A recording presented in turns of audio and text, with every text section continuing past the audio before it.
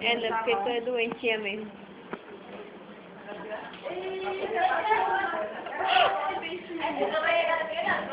Não, tá conversando só pra tapiaia. Ui, vai ficar no YouTube. Acho que tem alguma coisa da orelha também por aí, não sei. Acho que é. Alguém falou.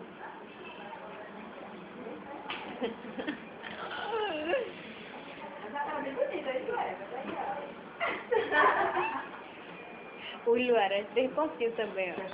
Que é isso? Olha, Luara. Peraí, Jó, peraí. Meu Deus, é mole. Filma. Vai, Luara. Porque pra tirar sangue, eu sou medicina. Eu sou uma medicação, gente. Vai, Luara. Essa é uma coisa bem boa. Tira a mão.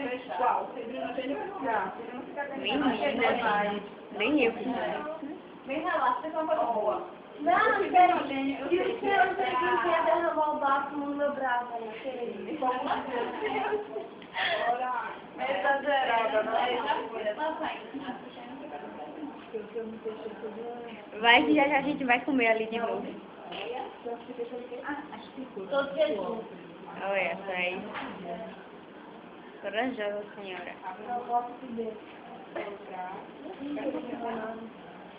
Meu Deus, é mole assim. O outro, mas vai cuidar do outro, não.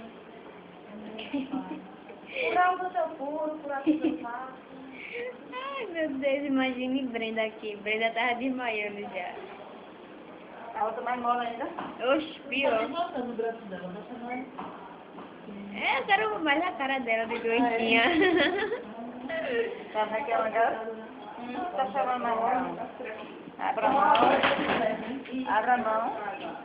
Tá despertando alguma coisa aqui. Ela não dá de manhã.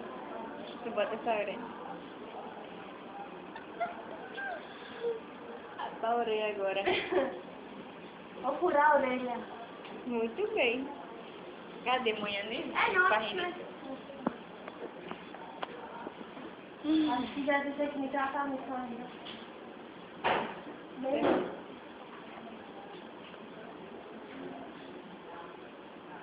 A pena não é tua, não. A pena não é tua.